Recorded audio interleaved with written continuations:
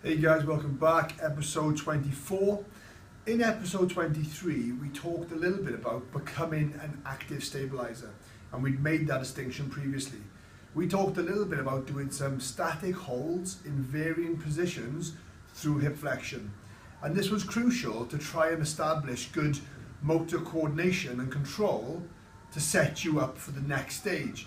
Now we're going to evolve these exercises to get onto the feet very soon, but it's important that our athletes have a transitional process where they start to learn to be able to coordinate, as in the last video, then to be able to coordinate and introduce an external load or movement as well. So I'm going to show you my next favourite transitional exercise with regards to becoming an active stabiliser. You're going to need the floor and you're going to need some elastic band, which you'll see shortly. So for this one, you're going to set yourself up, lying on the floor, very much as we have in our other videos. We're going to be feet on the floor nice and flat, knees bent to 90, we're ready to go.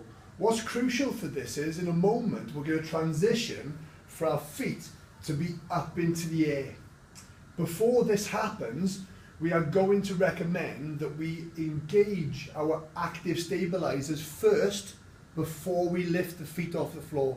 That's crucial so that we can ensure that we're actually stabilising with the right structures and not just bracing through our hip flexors. Okay, that's crucial. So with this, we are going to be lifting up. We are going to be moving away from a central point, which we've organised correctly, and we're going to be touching the floor with our feet as we move away. We are maintaining position without letting any extension come into play. Now, in order to gauge whether you are extending, we can either use a stimulus, so we could use a hand under the bottom of the back, which you could try and keep pressure on. You could put something under your back, like a pair of socks or something simple, just to have some compression, or you can have something which is going to give you a feedback mechanism, a kind of external stimulus. So, we have an elastic band here, which I've tied onto the leg of something immovable. And what I'm going to do is I'm going to set myself up. I'm going to put the band on a full stretch. I'm going to pull this band right under the base of my back. It's not in line with my belt or my shorts. It's about 3 or 4 inches above that, much more in line with the lower rib cage position. Okay, so it's just under my lower rib cage. That's really important. So we're going to get the band on a good stretch to challenge myself. I'm going to use my active stabilising strategy to keep that band compressed into the floor. I'm going to accept load, lifting my feet off, and I'm going to go through a series of touching the floor with my heels, keeping the band compressed.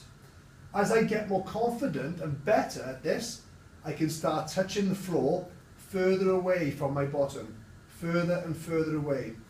If, of course, you're doing this and you start to feel like you're starting to extend, you're going to get some feedback from the band and it's going to pop out.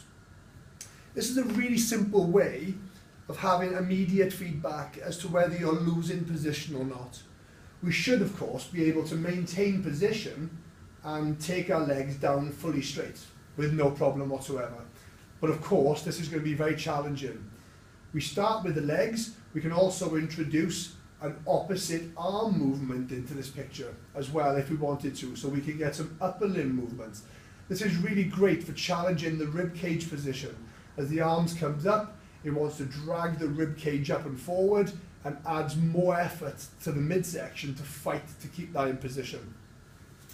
One of the key things about this exercise is that when we are lying on our backs nice and flat, that we organise ourselves with rib cage position, belly button position, bum activation before we lift the feet off.